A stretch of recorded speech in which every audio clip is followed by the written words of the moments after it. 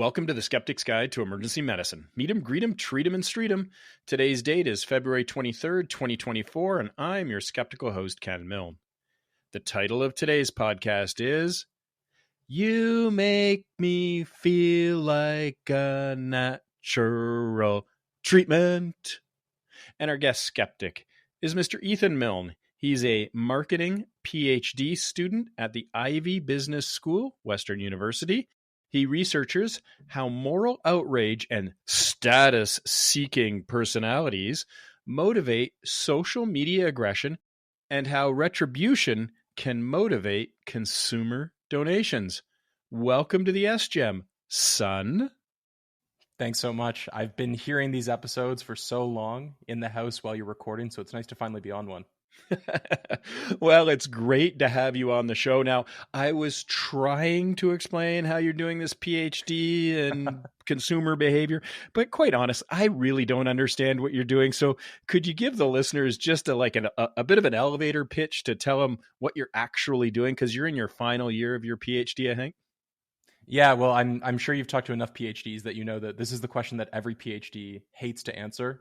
Can you give a quick description? But really briefly, what I look at is why and how consumers behave aggressively. And when I say consumers, that's really consumer psychology or marketing speak for people. The common joke is that to make a marketing paper, you can take a psychology paper and replace individuals with consumers, and you're good to go.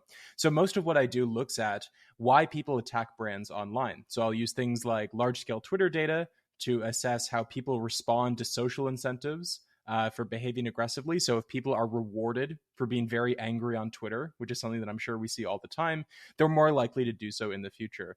And then I usually look at that from a brand perspective, trying to figure out, well, what can brands do to mitigate the risks of status-seeking consumers coming after them online? Okay, I think I understand it a little bit better, but are you kids still using the term Twitter? I thought it was called X now. It's the social media site formerly known as Twitter now. Yes, like Prince, the artist formerly known as Prince. All right, well, now that we got that out of the way, we're going to do a case. We're actually going to do a medical case. Yeah, well, Dad, you're the doctor, so I think you should give the case. Okay, I'll give the case. A 20-year-old male presents to the emergency department with palpitations. After a good history, followed by a directed physical examination and appropriate investigations, you suspect he's suffering from a major depressive disorder with comorbidity of anxiety. Now, he's not a threat to himself or others, and he really does want some help. So you arrange for him to be followed up by his family physician to discuss possible treatment options, which include things like medication. He expresses concerns that taking a synthetic drug to treat his depression wouldn't allow himself to be his authentic self. All right, so that's the case. But why don't you start with some background information? Well, major depressive disorder, which is commonly known as depression, is a significant mental health condition. Depression is a leading cause of disability worldwide, and it's a major contributor to the overall global burden of disease. And it affects an estimated 5 to 10% of the population at any given time, with variations depending on demographic factors such as age and gender.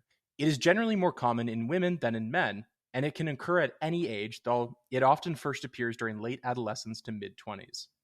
The National Health Institute, or NIH, estimates around 8% or 21 million U.S. adults over the age of 18 have experienced a major depressive episode in the previous year.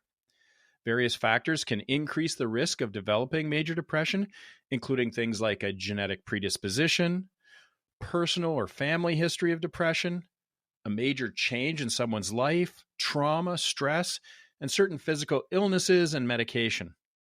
Depression has been reported to be most prevalent amongst young women aged 12 to 17 at about 29%.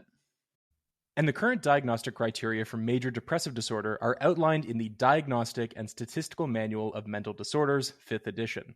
These criteria serve as a guideline for clinicians to diagnose depression. To be diagnosed with major depressive disorder, a person must experience at least one of the two symptoms for at least 2 weeks. And those two symptoms are either you have to have a depressed mood or loss of interest or pleasure.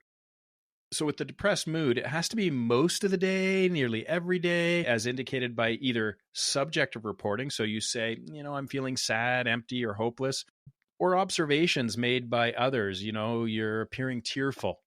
So that's the one. And the other one is the loss of interest or pleasure. And this is markedly diminished interest or pleasure in all or almost all activities most of the day, nearly every day. So you have to have at least one of these two symptoms for at least 2 weeks. And the person must also have 5 or more of the following symptoms during the same 2-week period. And these symptoms represent a change from previous functioning. So they can include things like significant weight loss or gain. Yeah, so that could be a decrease or increase in appetite nearly every day. Something like insomnia or hypersomnia. So trouble sleeping or sleeping too much nearly every day. Psychomotor agitation or retardation. So this is noticeable by others, not merely the subjective feeling of restlessness or being slowed down. Fatigue or loss of energy. And again, nearly every day for that one. Feelings of worthlessness or excessive or inappropriate guilt. And this is nearly every day, not merely self-reproach or guilt about being sick. Diminished ability to think or concentrate. So being indecisive nearly every day. And finally, recurrent thoughts of death.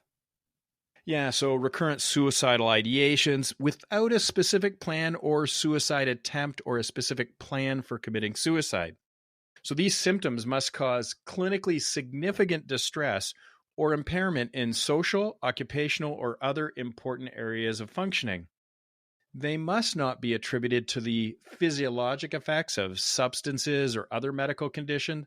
Also, the occurrence of major depressive episode is not better explained by something like schizoaffective disorder, schizophrenia, schizophreniform disorder, delusional disorder, or other specified or unspecified schizophrenia spectrum and other psychotic disorders.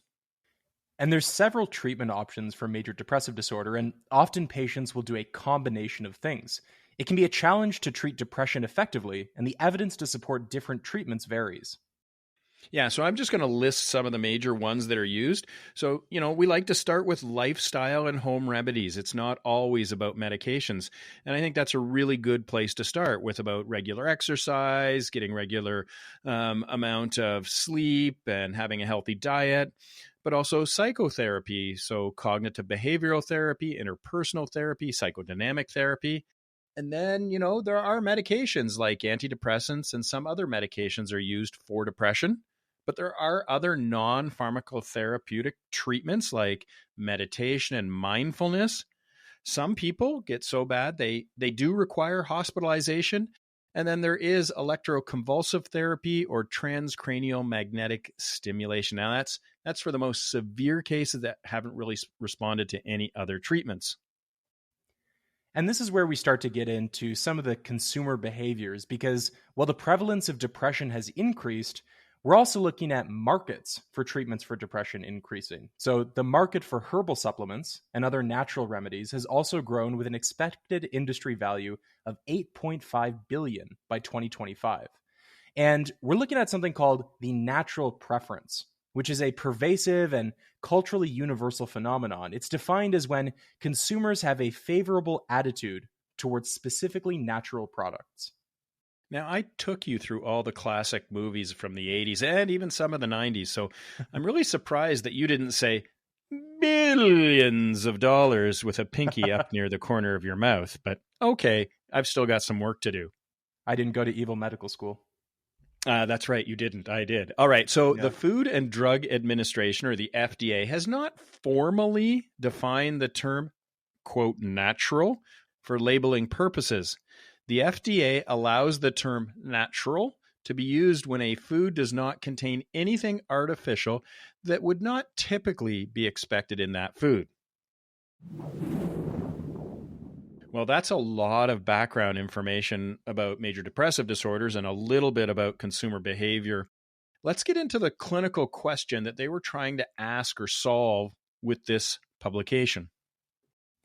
So in this publication, the authors are really interested in what motivates consumers to take natural drugs. And they had 4 questions or hypotheses that they were testing. So, hypothesis one is that consumers will demonstrate an overall preference for natural drugs, which the authors define as drugs that are derived from plants, over synthetic drugs. And these are drugs that the authors define as being manufactured in a lab or in some other synthetic way. Hypothesis two is that consumers will exhibit a general reluctance to treat psychological conditions compared with physical conditions. So it's a little hard to understand the boundaries of psychological versus physical conditions, but in general, we understand that something like anxiety feels much more psychological than a broken leg. So that's what the authors are focusing on, the difference between intention to treat psychological and physical conditions. The third hypothesis is that the relative preference for natural drugs over synthetic drugs will be even stronger when consumers are treating psychological conditions rather than physical conditions. And in the final hypothesis, the authors explored the mechanism for that effect. What they hypothesize is that the concern that synthetic drugs are more likely to alter the true self than natural drugs serves as a key mechanism connecting the type of health conditions that a consumer might have and their preference for using natural drugs. So they just stuff a lot of stuff in this paper. And is this typical, like, for consumer behavioral studies and stuff like that? Because, I'm usually reading, oh, we use drug X for a heart attack, let's say. And they have one hypothesis, they have a primary outcome, they may have like a whole bunch of secondary outcomes, but they usually have one question they're trying to answer and only run one experiment. In this case, they had 4 questions or 4 hypotheses, and they ran like 6 or 7 experiments. Is this typical in your world of literature? This is extremely typical, and if anything, this is sort of a reduced version of what you might typically see in papers. So to give some context, when I do my papers, I've had papers that have 8 or 9 hypotheses. I'll have an H1, an H2, an H2A, H2B, H2C, and we'll go down the list. And part of that is that specifically in consumer psychology and marketing more broadly, we're not just interested in if we do something, do we get a certain outcome? We're often really interested in, can we turn the effect on and off with different moderators? And also we want to explore the mechanism of effect. And doing that takes a lot of different studies chained together and a lot of different hypotheses that sort of build on each other to tell an overall story. Probably explains why it was hard for me to go through this paper. I'm a simple Canadian, so I can only do hypothesis A. I don't know if you saw it too, but not only do they have the 6 studies, well, they have the archival study, and then they have studies 2 to 6, but in that there's study 5A and 5B, but they also have their supplementary studies, and there's like 3 or 4 of those. Okay, well, why don't you just give us the reference? Sure. So the reference to the study is Lee T. and Gal D. 2023. Consumers prefer natural medicines more when treating psychological than physical conditions. And this was published in the Journal of Consumer Psychology, which is a really popular journal in my field. Well, they clearly went to the Rick Bucata School of Title Writing. It's right there. Consumers prefer natural medicines more when treating psychological than physical. Why did I have to read 6 or 7 studies contained in this thing? It's all right there in the title. Boom, we're done. I like it. All right, let's go through the PCOT. What was the population? So because this paper has multiple studies, sometimes the population is going to differ a little bit, and we'll get into it when we get to the studies, because study 1 is specifically an archival study. But for the rest of the studies, they're recruiting participants from MTurk. And MTurk is an online platform that's owned by Amazon that allows anyone to sign up and begin completing surveys, experiments, or other tasks in exchange for monetary compensation. So usually when we're running psychological experiments, we don't want to just run psychological experiments on the undergrads that are at our school, because undergrads, especially undergrads at business schools, aren't really going to represent the broader population. So having an online panel where you can recruit something like a representative sample of the American population in this case means that you can be a little bit more sure of your study results, and you also have access to a much larger pool of participants. So are you saying that undergrads at Ivy are different or special? Special is a good word for it. Okay, and what happens when you become a PhD student at Ivy? I think you become extra special. And when you're only a master's student like me? Less special. Less special. Okay, yeah. So there's degrees of being special. All right, Absolutely. What was the intervention that they were looking at? So again, because they did multiple studies, there's some quibbling about what the exact intervention was for the entire paper, but in general, the authors are comparing consumer choice between synthetic drugs and natural drugs, and also physical conditions or psychological conditions. Yeah, so that's what they're really doing as sort of an intervention in comparison. They're taking, do you prefer synthetic drugs or natural drugs? And does it matter if it's a psychological condition versus a physical condition? How about their primary outcome? So their primary outcome is their preference for synthetic drugs and their preference for natural drugs. And these are usually evaluated on a 1 to 7 Likert scale, which is asking them, how likely are you to use this drug? 1 to 7, with 1 being not very likely, 7 being very likely. And how about their secondary outcome? The process evidence for true self-concern as a mediator of their hypothesized effect. Yeah, I really don't understand what that means. Okay, and what type of study is this? So most of the studies are online surveys. So the author's conclusions were, quote, while consumers have a general preference for natural drugs over synthetic drugs, this preference is stronger when the goal is to treat psychological rather than physical conditions. Process evidence indicates an important mechanism that explains the amplified natural preference for treating psychological conditions.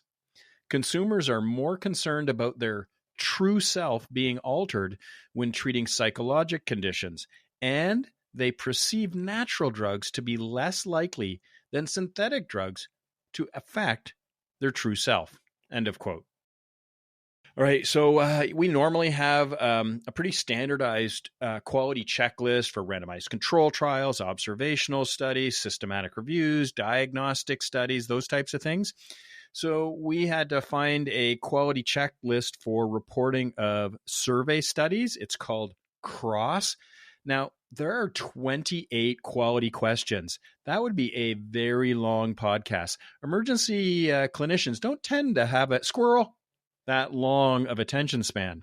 So I'm not going to go through all 28. We'll put the complete list on the blog. But Ethan, are there any that you really want to flag? And I'll nudge you towards maybe 5 you want to mention?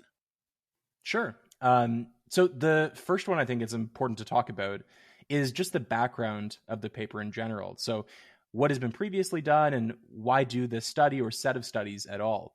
So the first thing that we already mentioned is that the herbal supplement industry is growing and it's already quite large. And so it's important to understand why consumers seek out herbal remedies. Now, I know on this podcast, you look at evidence-based medicine, and I think it's fair to say that many herbal and natural supplements are not always evidence-based. So it's important to understand why people seek out those sorts of medicines so that you can design interventions to help address their concerns. So as for why this study is done, it's pretty clear they want to understand the mechanisms for why consumers might prefer natural or complementary alternative medicine. And as for what's been previously done, the authors discuss that there's a lot of work already suggesting that consumers generally prefer natural products, but not a lot of work on exactly why that is the case. So the next thing I want to talk about is the pre-registration of studies. Now, I know the norms are going to differ a little bit between fields here, but in psychology and in social sciences more generally, pre-registration is still kind of a new thing. We had a whole replication crisis 10 to 20-ish years ago, depending on where you start. And it's been a long time coming that people have started to realize that our studies are a little bit more credible when we upfront say what we expect to happen and how we're going to analyze our data. So I want to commend the authors for pre-registering most of their studies. In fact, I believe 5 total studies were pre-registered in this paper out of a total 6 that they could have pre-registered. One of their studies is an archival study, and because the data is already public, they couldn't credibly pre-register that study. So in terms of the credibility of their data, I think it's a really good thing that they pre-registered things. Yeah, I think it's really good about pre-registration, and it applies to medicine as well. I mean, tell people what you're planning to do, then do what you planned to do, what you said you were going to do, and then report on that you did what you said you were going to do. And I think that really gives a bunch of legitimacy, and it gets away from some of the manipulation that can take place when you're conducting research. So yeah, I'm glad to hear that. I hope you don't replicate that crisis again and have more problems in your field. And the next thing to talk about is their sampling plan and recruitment strategy. I think there's some interesting things to discuss there, specifically how they went about recruiting participants. I think there's interesting things to talk about here with respect to how that interacts with pre-registration. So you'll notice if you dig into the pre-registrations that the authors have, they actually pre-registered less participants than they ended up collecting in the actual paper. So in a lot of their pre-registrations, they might say, we're going to collect 160 participants.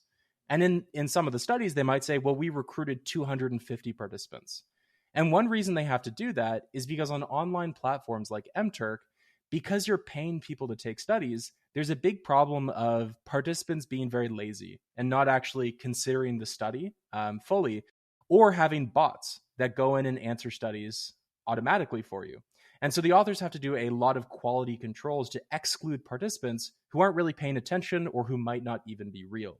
And so in a lot of the different studies, they'll report that they've had to exclude participants for failing something called an attention check. And an attention check is something that we do in psychological surveys to make sure that participants are actually paying attention. So an example of that might be if they're answering a long survey with many questions, right in the middle, you might have a question that says, select the color blue from a list of 3 different colors. And you know that if participants aren't selecting the color blue, they're either not paying attention or they're not real. And so in a lot of the studies in this paper, they have to exclude a lot of participants. And that means that sometimes their samples aren't always identical to the actual samples that they've pre-registered. That is so cool. There's so much to research outside of my field that I had no idea about. I mean, we talk about, being explicit about your inclusion and exclusion criteria, and it's usually pretty clean. It's based on demographic information and things like that. But, hey, are you paying attention to the survey? Come on, what's the color blue? That's really interesting. I had no idea. Yeah, and an interesting thing as well is that they report a lot of their manipulation checks in the paper. And usually when papers do this, they exclude those participants and then they show you the results of this study with those excluded participants. But throughout their supplementary data, they also rerun all their analyses to show you that even if they include those participants that they took away for maybe not paying attention, all of their major results still replicate. So that's a nice sanity check there as well. So that's a bit of a sensitivity analysis then, just to see, does your data stand up with your either missing data or inclusion and exclusion criteria changed around a bit? Yeah, and one thing I do want to note though is the importance of accurately reporting some of your exclusions. So I noticed, for example, in study 3, they go from 247 recruited participants down to 201 participants. But they only report that 13 were excluded based on an attention check. And they don't really talk about, where the other 33 participants came from or where they went. And it would be nice to be able to check that in the author's data. And that's another thing that reminds me of something they did that's really cool in the paper, which is that they publish their data online for anyone to access. And it's on an Open Science Foundation link. So they have all their study data up there, presumably anonymized, so you're not violating any ethical concerns. Usually when you do an ethics application for studies like this, you say, we may post the anonymized data to an online database. So anyone who wants to see how those manipulation checks were performed or where the missing participants went can go and manually check that themselves. I wish medical studies did that as well. If people have volunteered or even paid to be part of a study, and often it may involve having a procedure done on you or consuming a medication or being in the placebo group, that kind of stuff. I think that data, without identifying who those specific people are, should be available for other people, other researchers and post-publication peer review to go in there and say, yeah, do the numbers all add up? Because who hasn't made a mistake when doing statistical analysis? Yeah, and to be fair, I'm sure it's a lot harder to do that in medicine because the data you're collecting is so much more consequential. In some of the surveys we're doing, we're asking people, what's your favorite color? Whereas in medicine, you might be asking people about really personal stuff. I imagine it would be much harder to get those sorts of studies or publish an open data like that through an ethics board. One thing that I also wanted to talk about was conflict of interest. One thing that I'll note here that I think usually pops up in medical papers is in medical papers, you talk about your conflict of interest. If you're doing research on a pharmacological drug, the authors might be paid by the pharma company. And that might be valuable to know. But in this paper, they simply don't report their conflicts of interest. Well, I'd like to say that it's getting better with regards to people addressing conflicts of interest, but it's usually on the honor system. And research has shown that we're not so good at being honorable about recognizing our conflicts of interest. And there can be some cognitive dissonance to what we might consider a conflict of interest. So, yeah, I think we could do better on that. And I didn't know about psychology research, whether people are required to, or it's an expectation that you identify not just financial conflicts of interest, but you could also have intellectual conflicts of interest, which are even harder to identify. What do you mean by intellectual conflicts of interest? I've never heard about that before. Oh, so intellectual conflicts of interest. Let's say your lab has a hypothesis that you're really investigating and your career is based upon that. That'd be pretty important to, potentially influence your interpretation of the results, right? And so you can see how that would be a little harder to tease out, right? Because this might be your life's work. And that would be a real loss if your experiments came out and didn't show what you were hoping they would show. And they conflicted with some of your previous work. And, so when you're publishing, it's nice to know that, this is somebody who's spent X amount of time or years or publication in this area. It makes them an expert. So it has a upside to it.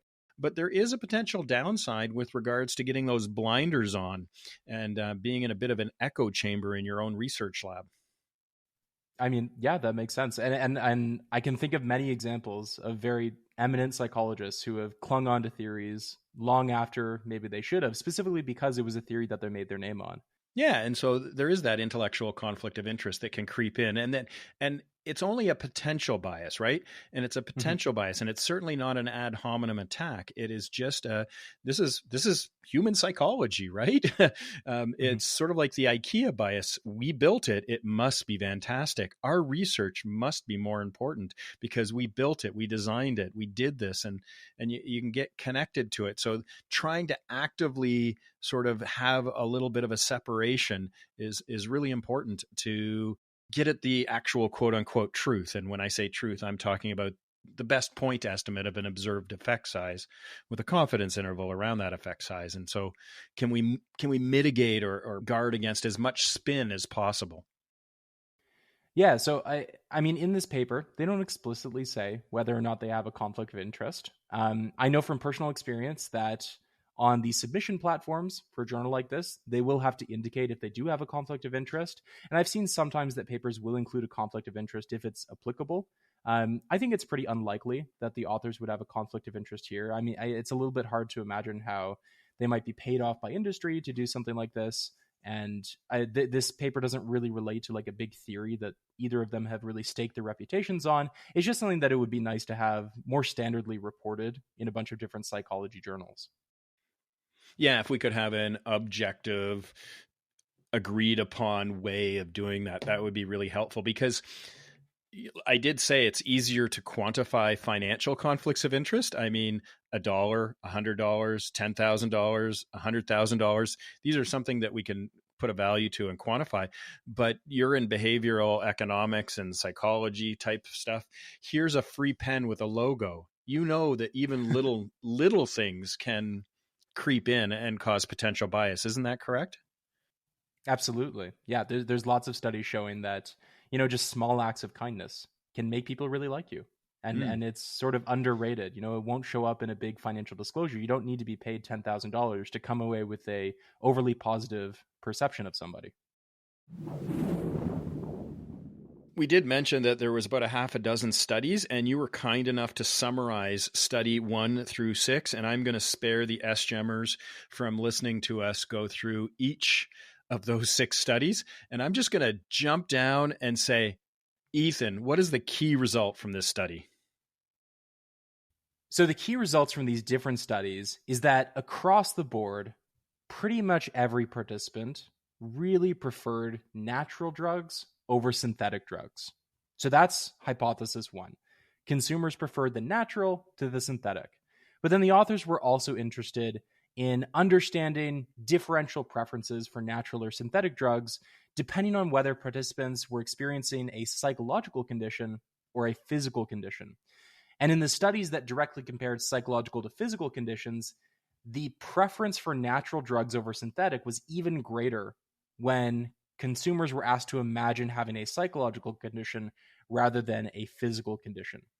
And the last big result is that the authors tested the mechanistic effect of true self-concern on participants' preference for natural over synthetic drugs. So they showed that when it came to psychological illnesses, consumers cared a bit more about preserving their true self. And that makes sense. We tend to identify a little bit more with our brains than we do with our bodies. And so when a condition was described as affecting a participant's mind or brain, they were more concerned about preserving their true self, and as a result, their subsequent preference for natural drugs was higher than their preference for synthetic drugs. Wow. All right. So that's the results section. Now it's my favorite time. I get to talk nerdy with you, Ethan, and we're going to have 5 things that we're going to go through. I know you're looking forward to talking nerdy with your dad. So here are the 5 things. We're going to start with methodology, and you wanted to point out some good things that they did, and we've already touched upon those things like pre-registration and open data. But there's a couple of other things that you wanted to mention that they did well with regards to their methodology, and something that maybe was a bit confusing. Yeah, there was some insider baseball going on there that I really enjoyed reading about as I was going through the paper, and also their supplementary analysis. So one thing I really like that the authors did, personally, I think they went totally overboard on this, but in a very good way. So the authors noticed that when they did a study that had, I think, 400 plus participants, they noticed that when they were writing a psychological condition, that A in the term a psychological condition was capitalized when it shouldn't have been. And so to deal with that, they repeated the entire study, and they did it all over again, I think pre-registered, and they replicated all of the results. So they went really overboard on making sure that everything was rock solid.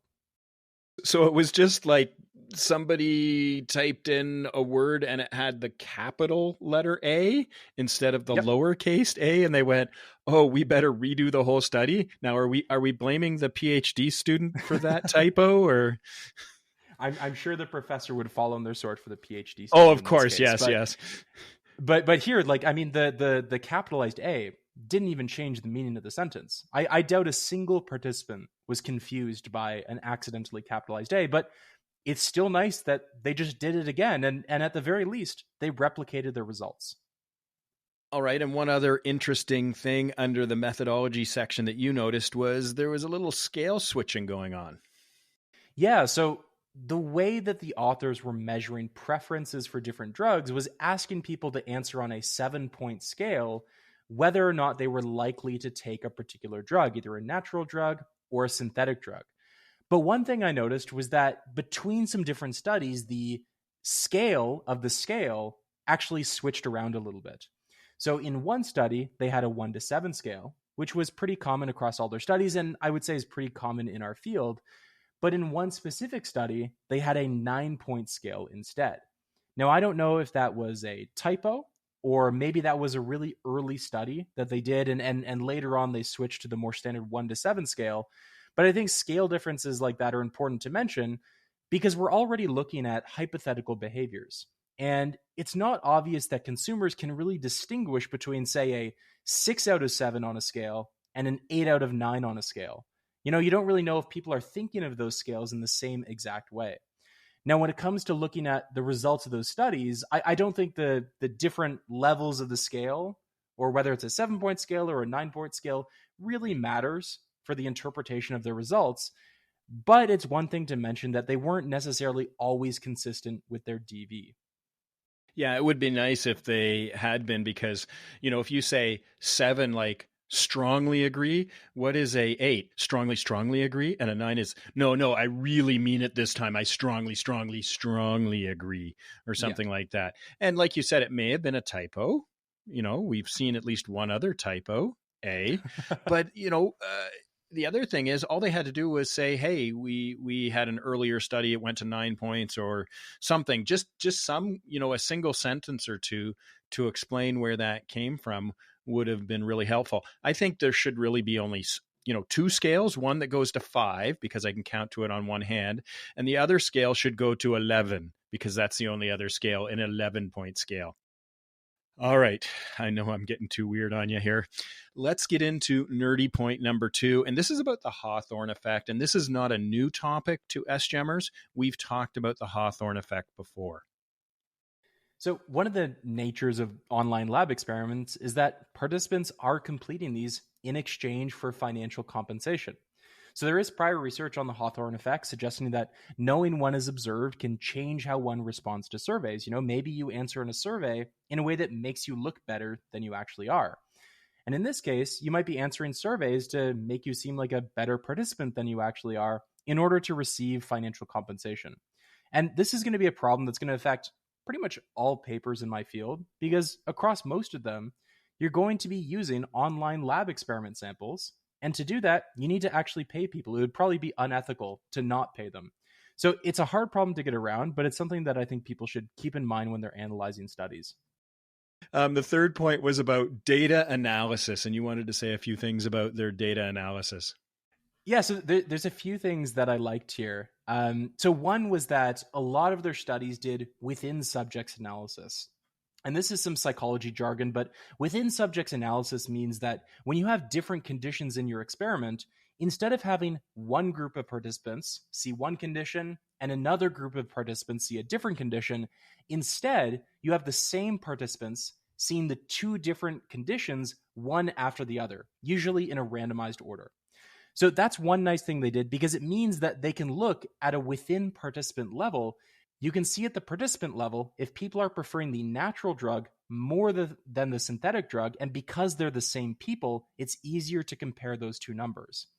And the other nice thing I did like is that across almost all of their studies, they summarize which participants exhibited their hypothesized behavior versus not. And this is an important thing to mention. A lot of the analysis that the authors are doing are sort of difference in means type analysis. So they're looking at if the preference for natural drugs has a higher mean value than the preference for synthetic drugs. But there's going to be lots of heterogeneity in how participants respond to the different stimuli.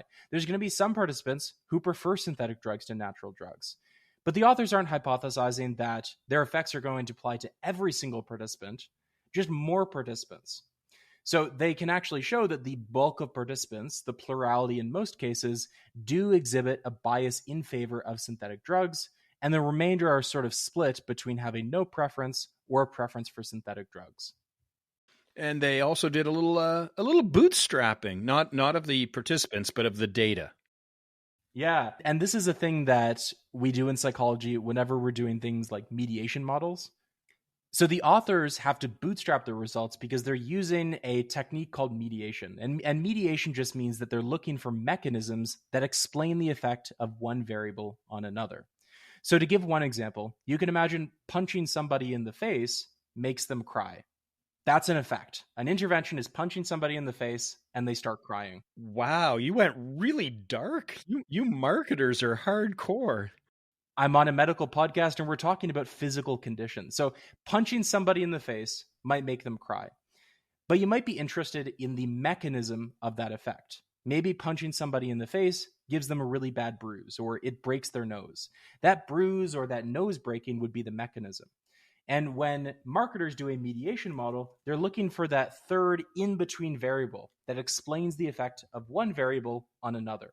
And to do that, they're bootstrapping a bunch of chained together linear regressions and repeating them 5,000, 10,000 times with minor data substitutions just to make sure that the effect is robust. So in their studies, one thing that's interesting is they're doing different sorts of mediation analyses, because some of their studies analyze participants on a within subjects level and others in a between subjects level. And that requires different mediation techniques. And so that also means that their bootstrapping values are a little bit different. So in study 5A, they're using something called the MEMOR macro with 10,000 bootstrap samples. But in study 5B, they're using the more traditional Hayes process model 4 with 5,000 bootstrap samples. Oh, you were getting uber nerdy with that stuff. So let's talk about nerdy point number 4. This is about imagined versus real. Yeah. So, one thing that's going to be a little bit different about this paper than a lot of medical papers is I know that you like to talk about the POO, the patient oriented outcome. I do like to talk about poo. That is true. And I love that name. But one thing that we have to do in a lot of psychology studies is ask people to imagine hypothetical examples. So, in this case, a lot of the studies that the researchers did were asking participants to imagine a level of pain. And if you visualize pain on a 1 to 10 scale, in a lot of the studies, the researchers were asking participants to imagine pain at a level 7 out of 10. And they were using that either as a psychological 7 out of 10 or a physical 7 out of 10, and then seeing how that downstream impacted their willingness to take different types of drugs. So there's an interesting question to be had here about external validity. How valid are participants' imagined experiences for determining what they would actually choose in the real world?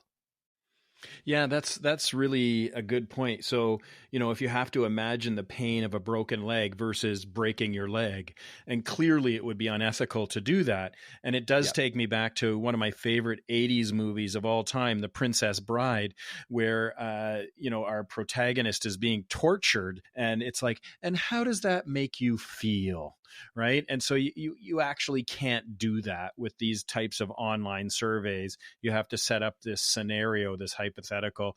Okay, imagine that you have 7 out of 10 pain, physical pain. What would your preference be, a synthetic drug versus a natural remedy?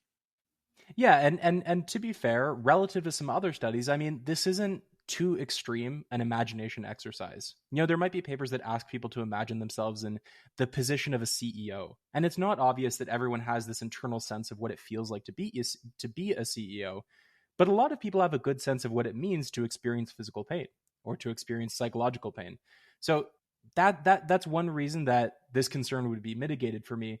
And you mentioned one ethical issue with it, which is that, you can't go around breaking people's legs. I know I used a punching people in the face example before. We can't actually do that in a psychology experiment, Nor do we want to.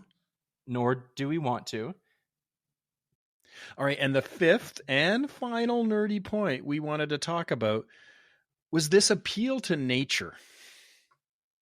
Yeah, so this research points out the potential issue of an appeal to nature. And this is an informal logical fallacy where you argue that something is good because it is natural or bad if it's unnatural. And this doesn't really make sense if you think about all the things that are natural that are bad for us, like arsenic, cyanide, and uranium. And if you're looking for medical therapy, it might be better to determine the potential benefits and harms rather than whether it's just considered natural. Yeah, one of the flippant things I say from time to time is dog poop. Again, back to the poo. Dog poo is natural, and I don't take it 3 times a day. What really matters is that what you're taking, does it work or not? Does it have a net benefit? Is the potential benefits outweigh the potential harms? And less concerning is, was it a synthetically made product, or is this some naturally occurring substance? I'm more concerned about whether it works or not. Mm-hmm. All right, that's a lot of nerdy talk. It's time to comment on the author's conclusions and compare them to the SGEM's conclusions. So my takeaway from this paper is that I generally agree with the author's conclusions. I have been convinced by the evidence that people exhibit a general preference for natural over synthetic drugs, and that this is stronger for psychological rather than physical conditions. Yeah, and I generally agree with the title of the paper, because then I wouldn't have had to read the whole thing, because it just said it right there. All right, Ethan, can you give us an SGEM bottom line? All right, the bottom line is that participants are more likely to prefer natural remedies to synthetic ones for psychological conditions. And we need to design good interventions to educate patients on the relative safety of synthetic remedies, as well as the potential harms of unregulated and untested natural remedies. All right, and I guess I should resolve the case as the physician, because I gave the case, and so this is how I would see the case being resolved. We would inform the patient about the provisional diagnosis of a major depressive disorder with anxiety, and I would point the patient towards a reputable website to get some more information. He could also be given the local crisis phone number in case he starts feeling worse and wants to talk to anyone. And then I'd probably also send a brief letter to his primary care physician informing them that they were to the emergency department for that problem and asking them to follow up and have a discussion about outpatient management. But from your aspect, how do you think that this should be clinically applied? Well, I think that there's systematic biases in the way that patients are probably going to be evaluating potential treatments, especially for psychological conditions. So, in terms of clinical applications, I think that these studies and this paper really push us to consider that funding agencies and researchers should start identifying ways to mitigate these sorts of biases to best help patients make informed decisions about their treatment. All right. And I guess I'll take also the what do you tell the patient thing because, when you and I are flying on an airplane somewhere and they go, is there a doctor on board? You're not going to stand up and say, well, I've got a PhD in behavioral economics. You're going to turn to me and give me an elbow and say, you're going to deal with this one, right, Dad? I think that's just because I'm lazy. Maybe, or that you're up in first class and I'm back in steerage. Wow. Okay. Too. All right. So here's what I would tell the patient. I think your palpitations were a result of depression with anxiety. And this is a very common, and I'm glad you came to the emergency department to get it checked out. I hear what you're saying about taking a medication, and other patients have similar concerns. Now, you may not need pharmaceutical treatment. However, just because something is synthetic does not make it bad. And here's some information from the Mayo Clinic that you can read. It's a good place to start learning about depression. And then, of course, I'd encourage you to talk to your primary care physician to determine what's the best way forward for you. And then if you get into any trouble, here's a card with a phone number. You can talk to someone 24/7, 365.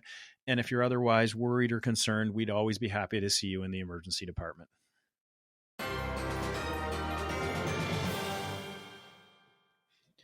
All right, it's time for the Keener contest. Last week's winner was... There were many responses to last week's question, but there was no winner. The answer we were looking for was Dr. Henry Janeway. He was an American anesthesiologist practicing in Bellevue Hospital in New York. Dr. Janeway is credited as the pioneer of the first handheld direct laryngoscope with a distal light source and battery power within the handle. What's the question this week, Ethan? What natural herb has some evidence that it can treat mild to moderate depression? So if you know the name of the herb, and it's not called herb, it's the name of the herb. If you know that could be used to treat mild or moderate depression, then send an email to the sgem@gmail.com with Keener in the subject line. The first correct answer will receive a cool skeptical prize. Well, Ethan, this was so much fun. Thank you for coming on. You're the one who sent me this paper and said, hey, this is kind of a cool paper. And I'm like, hey, I could finally get you on the SGEM. I know I've been waiting to come on for a while, and I'm really excited that I finally had the chance to do an episode with you. I've been hearing you do these podcasts for years now at this point, and so it's fun to see, how it gets made. Because you're familiar with the program, you know that there's one final responsibility. So, Ethan, can you read the SGEM tagline? Remember to be skeptical of anything you learn, even if you heard it on the Skeptic's Guide to Emergency Medicine. Talk to everyone next time.